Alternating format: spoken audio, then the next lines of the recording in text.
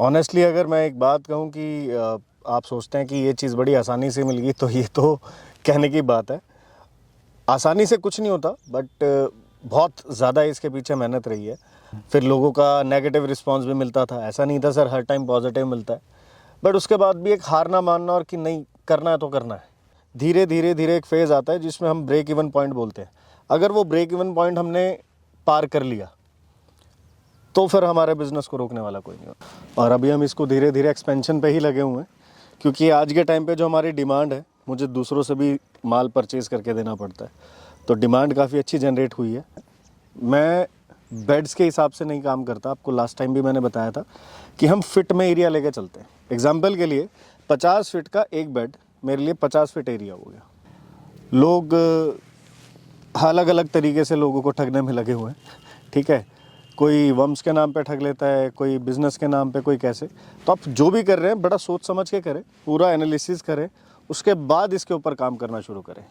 मेरे फादर साहब ने जैसे बताया था, मिस हैपनिंग के बाद कभी मतलब ठीक है, एक फादर और बेटे के बीच में इंडिया में आपको पता ही है थोड़ा बैरियर रहता है। तो जिस दिन ट्रैक्टर लिया उस दिन फादर साहब ने कंधे पे हाथ रखा था, और जिस दिन गाड़ी ली तो अपने हाथ से मिठाई खिलाई थी। और ये मेरे लिए सबसे बड़ी, और लड़के के लिए आप भी जानते हैं ये सबसे बड़ी मूवमेंट होती है। तो मेरे लिए वो जो फीलिंग थी ना, वो फीलिंग मतलब मेरी लाइफ की सबसे one of the best feelings में से एक थी। नमस्कार भाइयों, इंडियन फार्मिंग टेक्निकल चैनल में आपका एक बार फिर से स्वागत है। दोस्तों आज मैं पहुंचा हूं हरियाणा में संदीप भाई की वर्मी कंपोस्ट यूनिट पे। पिछले 3 साल से मैं यहां पर आ रहा हूं। दोस्तों मैं बताऊं, मैं काफ़ी इंस्पायर हूं संदीप भाई से, क्योंकि इन्होंने मल्टीनेशनल की अच्छी खासी लाखों की कंपनी की जॉब छोड़ के वहाँ पर अपने गाँव में ही अपना ही वर्मी कंपोस्ट बिजनेस शुरू करा। हालांकि जो सफ़र था इतना आसान नहीं था, बहुत सारे उतार और चढ़ाव इन्होंने देखे, लेकिन आज ये अच्छे खासे मुकाम पर हैं।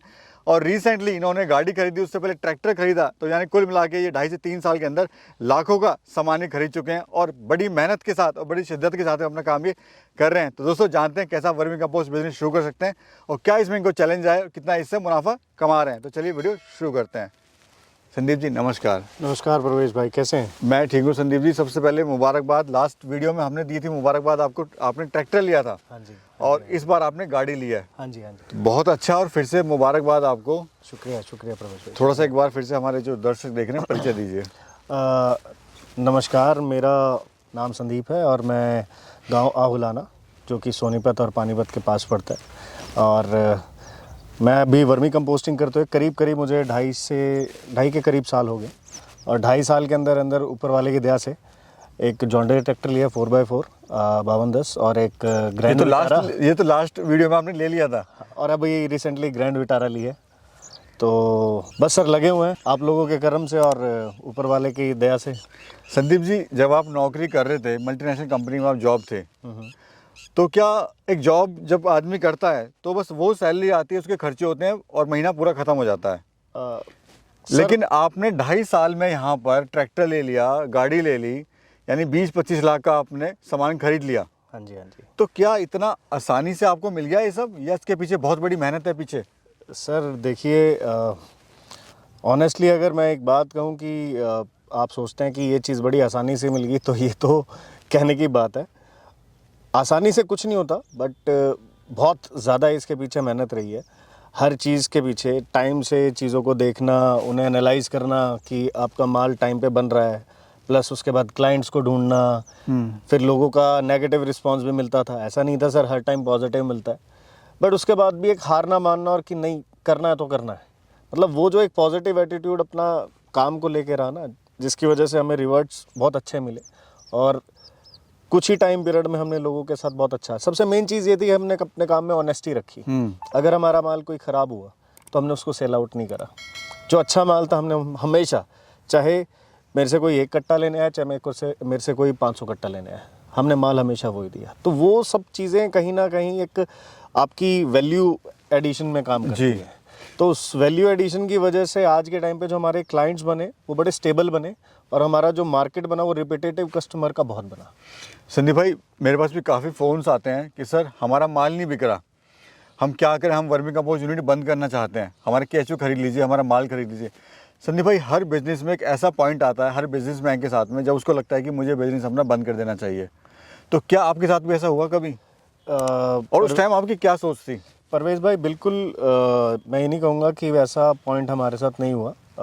देखिए एक फेज़ आता है जब आप, क्योंकि शुरुआत में आप इन्वेस्ट करते हैं, इन्वेस्ट करने के बाद आप मार्केटिंग करना शुरू करते हैं धीरे धीरे, और मार्केटिंग जब हम धीरे धीरे करते हैं तो हमें रिस्पॉन्स उस रेट से नहीं आता जो हम एक्सपेक्ट करते हैं। तो जब एक्सपेंसेस हमारे ज़्यादा होते हैं और आउटकम कम आती है तो हमारा एक धीरे धीरे धीरे एक फेज़ आता है जिसमें हम ब्रेक इवन पॉइंट बोलते हैं। अगर वो ब्रेक इवन पॉइंट हमने पार कर लिया तो फिर हमारे बिज़नेस को रोकने वाला कोई नहीं होता। लेकिन हाँ, एक फेज़ ऐसा आता है कि उस टाइम पे मन करता है कि यार मैंने कहीं गलत डिसीजन तो नहीं ले लिया, अगर मैं स्टेप उठा रहा हूँ तो ये चीज़ मेरे लिए सही है या नहीं है, कहीं मेरे कस्टमर मिलेंगे या नहीं मिलेंगे। ऐसा बहुत बार हुआ, और शुरुआत में तो एक कस्टमर के लिए भी हमने बहुत मेहनत करी है। कहीं ना कहीं मेहनत रही है इसके पीछे। हाँ जी। तो संदीप जी, शुरुआत जैसे हम देख रहे हैं, वर्मी कंपोस्ट जो यूनिट है आपकी दिन पर दिन बढ़ती जा रही है। शुरुआत आपने कितने बेड से करी थी और अभी कितने बेड हैं? सर अभी करीब करीब मेरे पास 2 एकड़ का एरिया कंप्लीट हो चुका है, और मैं इसको नियर अबाउट आपका 2.5 से 3 एकड़ तक कंप्लीट करूँगा। शुरुआत मेरी करीब करीब 1 बीघे से हुई थी, इसमें मेरे 50 फीट के 30 बेड थे, और अभी हम इसको धीरे धीरे एक्सपेंशन पे ही लगे हुए हैं, क्योंकि आज के टाइम पे जो हमारी डिमांड है, मुझे दूसरों से भी माल परचेज़ करके देना पड़ता है, तो डिमांड काफ़ी अच्छी जनरेट हुई है। और सबसे मेन बात कि हमें कई बार ना कस्टमर अच्छे नहीं मिलते जी, और अगर रिपीटेड कस्टमर्स अगर हमें अच्छे से मिलते हैं तो फिर हम डेफिनेटली उसके ऊपर काम कर सकते हैं। संदीप जी, सबसे बड़ा जो पॉइंट आता है, देखिए आदमी इसको शुरुआत भी कर रहे हैं, यूनिट भी लगा रहे हैं, लेकिन कहीं ना कहीं समस्या आती है मार्केटिंग की। तो एक बहुत बड़ा चैलेंज है सर ये। सर मार्केटिंग का ऐसा है, आप 10 जगह जाएंगे तो आपको एक का ही रिस्पांस मिलेगा। ज़रूरी नहीं है कि आपको 10 के 10 से ही ऑर्डर मिले जी। ये लकी बात होती है कि आपने 10 को हिट करा और 10 के 10 ने आपको ऑर्डर दिया, ऐसा कुछ नहीं होता। जैसे जैसे समय बीतता है, हैंड टू माउथ आपकी बात जाती है। अब मेरे पास कुछ कस्टमर्स ऐसे आते हैं जिनको मैं जानता ही नहीं। आज सुबह की बात है सर, मैं इनको जानता नहीं था, वो मुझे ऑर्डर दे के चले भी गए। यानी जो मैंने अपने लड़के से पूछा, मैंने कहा ये कौन थे, कहते तो उन्होंने बताया कि भैया ये XYZ पॉली हाउस के थे, और वहाँ से ही ऑर्डर देके चले गए। तो जैसे जैसे आप समय देते हैं ना किसी चीज़ पे, समय देने के साथ साथ सर आपको लोग जानने लगते हैं, और जैसे आपको लोग जानते हैं तो आपके पास ये होता है कि ऑर्डर ये नहीं पता होता, सर्टेनली आपके पास बहुत ऑर्डर आने शुरू हो जाते हैं। अच्छा संदीप जी, मुनाफा कितना ले लेते हैं आप, प्रॉफिट आप कितना ले लेते हैं ऑल ओवर से? ऑल ओवर से देखिए, अभी मैं एक्सपेंशन फेज़ में हूँ, तो जो मेरा प्रॉफिट होता है उसमें से मैं अपना एक्सपेंस निकाल के या अपनी फैमिली का एक्सपेंस निकाल के मैं अभी सारा एक्सपेंशन पे लगा हुआ हूँ, क्योंकि जैसे जैसे मेरी रिक्वायरमेंट बढ़ती जा रही है, क्योंकि मुझे भी एक सस्टेन लेवल तक जाने के लिए मुझे इसको एक्सपेंड करना है। अब सर देखिए, चाहे मैंने पैसे से अपना ट्रैक्टर ख़रीदा है या गाड़ी ख़रीदी है, या कल को मुझे डंपर चाहिए, या मैं यहाँ पे शेड लगाता हूँ, या मैं अपने कोई सोलर सिस्टम को या किसी चीज़ को एक्सपेंड करता हूँ, तो कहीं ना कहीं वो मेरा प्रॉफिट में से ही बन के आ रहा है। तो अगर मोटा मोटा ओवरऑल लगाया जाए तो 50 to 40% का हमारा मार्जिन आ ही जाता है, रहता है। अच्छा संदीप जी, कोई शुरुआत कैसे करें वर्मिंग कंपोस्ट बिजनेस की, क्योंकि इंक्वायरीज आपके पास से बहुत आती हैं, सर हमें 2 बेड से करना है, 1 बेड से करना है, या 30 बेड से करना है? सर देखिए, अब लोग, मैं भी रिसेंटली लोगों से मिलता हूँ, कोई गाइडेंस दे देता है 30 फीट के बेड लगा लीजिए जो 2 फीट चौड़े हों, कोई कहता है 4 फीट चौड़े हों, कोई कहता है 50 फीट के लगा लीजिए। सर मेरा एक बड़ा सिंपल सा कैलकुलेशन है, मैं बेड्स के हिसाब से नहीं काम करता। आपको लास्ट टाइम भी मैंने बताया था कि हम फिट में एरिया लेके चलते हैं। एग्जांपल के लिए 50 फीट का एक बेड मेरे लिए 50 फीट एरिया हो गया, ठीक है। चौड़ाई उसकी हम 3.5 से 4 ही रखेंगे। इसके अलावा अब मान लीजिए 50 फीट के अगर हमने 30 बेड लगाए हैं तो सर ये हमारे 1500 फीट एरिया हो गया। जब हम 5000 फीट एरिया पे पहुंचते हैं तो हम अपना जो हमारा ब्रेक इवन पॉइंट होता है एक्सपेंस प्लस आउटकम का, हम उसको पार कर जाते हैं। टिल द टाइम 5000 फुट जो एरिया होता है आपका लमसम आप मान के चलिए सर कि 1 एकड़ के अंदर कवर अप होता है।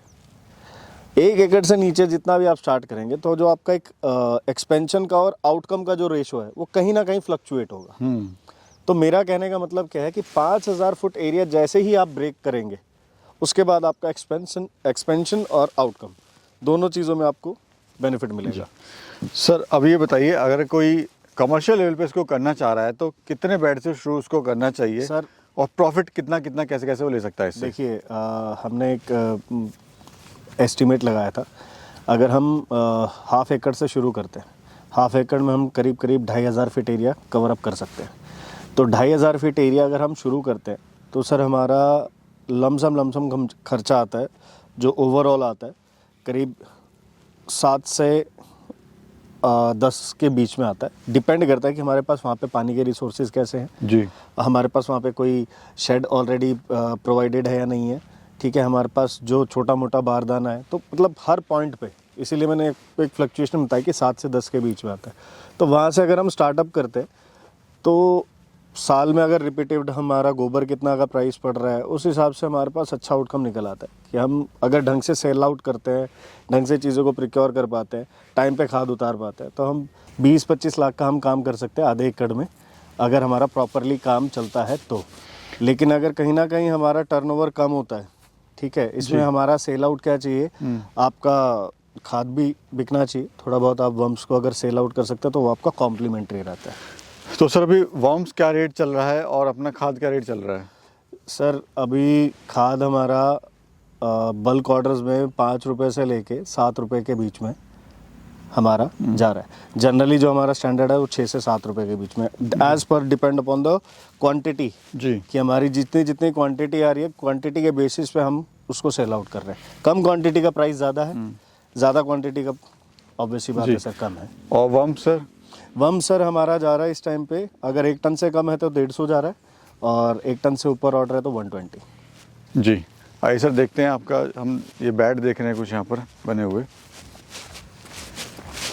जैसे सर अभी सर्दियाँ हैं तो सर्दियों में कुछ आपको इशू आ रहा है कि खाद ना बनना या केंचुए का मर जाना या कोई किसी तरह का कोई इशू आपको साइड पे? सर उसमें ऐसा देखिए, ये बिल्कुल प्रैक्टिकल बात है। कई बार क्या होता है कि जब आप किसी चीज़ को एक्सपेंड करते हैं तो वहाँ पे चांसेस होते हैं कि वहाँ पे कहीं ना कहीं आपको कुछ ना कुछ प्रॉब्लम फेस करनी पड़ेगी। ऐसा कभी नहीं होता, बिल्कुल नेचुरल बात है कि कुछ बेड्स में हमारे साथ भी वर्म्स डेड हो जाते हैं, बट अब आज के टाइम पे इतना एक्सपीरियंस होने के बाद हमें भी पता है कि उनको वर्म्स को दोबारा कैसे डेवलप करना है, खाद को जल्दी कैसे बनाना है, और कई बार तो हम साइकिल 2 महीने से कम में भी लेके आ जाते हैं कि हमारी जो खाद होती है वो बहुत जल्दी बन के तैयार हो जाती है। जी सर, एक बेड को बनाने में मैं देख रहा हूँ यहाँ पे एक तो आपने पॉलीथीन नहीं लगाई हुई है, प्लस कोई भी ईंटों का इस्तेमाल नहीं किया हुआ है, बिल्कुल नेचुरल तरीके से आप इसको बना रहे हैं। क्या अंतर है सर आपके काम में और जो लोग कहते हैं कि पॉलीथीन और ईंट लगानी चाहिए? सर देखिए, पॉलीथीन और ईंट अगर लेके जाते हैं तो ओवरऑल जो प्रोजेक्ट का साइज़ और जो प्रोजेक्ट का जो हमारा लो बजट मेथड है वो यहीं पे जाके साकार होता है। अगर इसके बाद हम कुछ भी एक्सपेंड करते हैं तो सर ये बिज़नेस भी उसी तरीके से एक्सपेंसिव होता चला जाता है। तो हमारा जो टास्क है वो ये है कि लो बजट पे मैक्सिमम आउटकम कैसे निकाली जा सके। क्योंकि अगर मान लीजिए हमारा अगर नीचे पन्नी लगी होगी और हमने पानी एक्सेस में दे दिया तो एक्सेस होने की वजह से भी हमारे वर्म डेड होने के चांसेस हो जाते हैं। प्लस क्या है, कोई लोग कहते हैं कि लिंचिंग हो जाती है, ऐसा कोई इशू नहीं आता। हम हर बार अपने खाद का एक लैब टेस्ट करवाते रहते हैं जिसमें माइनर फ्लक्चुएशन होती है, और वो जनरली सभी जानते हैं कि माइनर फ्लक्चुएशन हर जगह आती है, चाहे आप पन्नी पे करो चाहे आप वैसे करो, और सर्टेन टाइम पीरियड के बाद हमारी ज़मीन पक्की हो जाती है। प्लस जितना न्यूट्रिशन है वो एटलीस्ट हमारी ज़मीन में तो जा रहा है, तो ये एक प्लस पॉइंट है। और सबसे मेन चीज़ कि जो वर्म होता है वो वर्म हमारा सर्वाइवल के लिए नीचे ज़रूर जाता है, बट जैसे हम उसके ऊपर खाद डालते हैं, गोबर डालते हैं दोबारा प्रिपेयर करके, तो ऊपर आके वो ऑटोमेटिकली उसको कन्वर्ट करने में लग जाता है। संदीप जी, आज वर्मिंग कंपोस्ट के नाम पे काफ़ी धोखाधड़ी भी चल रही है मार्केट के अंदर, आप क्या कहना चाहते हैं? क्योंकि बहुत लोग फंस चुके हैं इस काम में। सर मेरी तरफ से तो एक ही राय रहेगी कि आप जो भी कर रहे हैं आज के टाइम पे, देखिए लोग पैसे को लेके बड़े पर्टिकुलर हो चुके हैं, ठीक है, आप भी जानते हैं ओवरऑल रिश्तों से ज़्यादा अहमियत पैसों की हो गई है। तो किसी भी बात को समझे, करने से पहले एक बार सलाह ले सकते हैं, आप हमें भी कॉल कर सकते हैं, ऐसा कुछ नहीं है। क्योंकि देखिए सर, मार्केट में कहीं ना कहीं कुछ ना कुछ चल रहा है, लोग अलग अलग तरीके से लोगों को ठगने में लगे हुए हैं, ठीक है, कोई वर्म्स के नाम पे ठग लेता है, कोई बिजनेस के नाम पे, कोई कैसे। तो आप जो भी कर रहे हैं बड़ा सोच समझ के करें, पूरा एनालिसिस करें, उसके बाद इसके ऊपर काम करना शुरू करें। जी, आइए सर, आपकी ने जो मेहनत से वो कमाया हुआ है वो भी देखते हैं। ठीक है सर। संदीप जी बताइए, हम देख रहे हैं यहाँ पे एक नया ट्रैक्टर है जो लास्ट टाइम में आपने लिया था और अभी आपने गाड़ी ली है, सर कैसा लग रहा है आपको? मतलब इतनी मेहनत और वो भी गोबर से कमाना। सर मैं एक्चुअली ऑनेस्टली एक पर्सनल बात बताता हूँ। मेरे फादर साहब ने जैसे बताया था मिस हैपनिंग के बाद कभी, मतलब ठीक है एक फादर और बेटे के बीच में इंडिया में आपको पता ही है थोड़ा बैरियर रहता है। तो जिस दिन ट्रैक्टर लिया उस दिन फादर साहब ने कंधे पे हाथ रखा था, और जिस दिन गाड़ी ली तो अपने हाथ से मिठाई खिलाई थी। और ये मेरे लिए सबसे बड़ी, और लड़के के लिए आप भी जानते हैं ये सबसे बड़ी मूवमेंट होती है। तो मेरे लिए वो जो फीलिंग थी ना, वो फीलिंग मतलब मेरी लाइफ की सबसे one of the best feelings में से एक थी। इसके आगे कुछ कहना बेकार है। ऑब्वियस सी बात है यार, इसके आगे क्या कहेगा बंदा। अच्छा सर, कोई कैसे शुरू करे वर्मी कंपोस्ट यूनिट आपसे जुड़ के, ये मुझे बताइए। सर देखिए, मेरा काम हर किसी को केचुए बेचना नहीं है। मैं चाहता हूँ कि मैं साल में 5 या 10 यूनिट पकड़ूँ जो ढंग की यूनिट्स हों, और जो आदमी काम करना चाहता हूँ उसके साथ लग के काम करने में मज़ा आता है। अब लोग क्या होता है, एक्साइटेड तो बहुत जल्दी हो जाते हैं कि हाँ भाई मैं भी कमाऊँगा, मैं भी मेहनत करूँगा। देखिए सर, इसमें मेहनत बहुत है। मतलब मुझे ऐसा नहीं है कि मुझे अपने केचुए बेचने हैं या काम वैसे करना है। मैं जिसके साथ लगूँ वो मेरे साथ लग के काम करे, टर्म समझे, हर चीज़ को बारीकी से समझे। मैं हर चीज़ में सपोर्ट करने के लिए तैयार हूँ, बट काम करने वाला बंदा हो। और हम भी चाहते हैं कल को मान लीजिए सर मेरी यूनिट से अगर माल कंप्लीट हो गया है तो मैं दूसरी यूनिट से भी माल लेके परचेस करके आगे दूँ। मतलब मैं साथ में जुड़ के काम करना चाहता हूँ, जिसके साथ भी करना चाहता हूँ। मतलब ये नहीं है कि मेरे को सिर्फ यूनिट लगानी है, चाहे 4 लोग हों लेकिन अच्छे हों। अच्छा हो। चलिए संदीप जी, बहुत बहुत शुक्रिया, और फिर से आपको बहुत बहुत मुबारकबाद इस मुकाम तक पहुंचने की, वो भी इतनी जल्दी। और बाकी वीडियो कैसे लगी कमेंट सेक्शन में बताइएगा ज़रूर। नंबर दे दूंगा सर का, बात कर सकते हैं, कोई भी हेल्प चाहिए तो सर से वो ले सकते हैं। सर बहुत बहुत शुक्रिया। शुक्रिया परवेज भाई।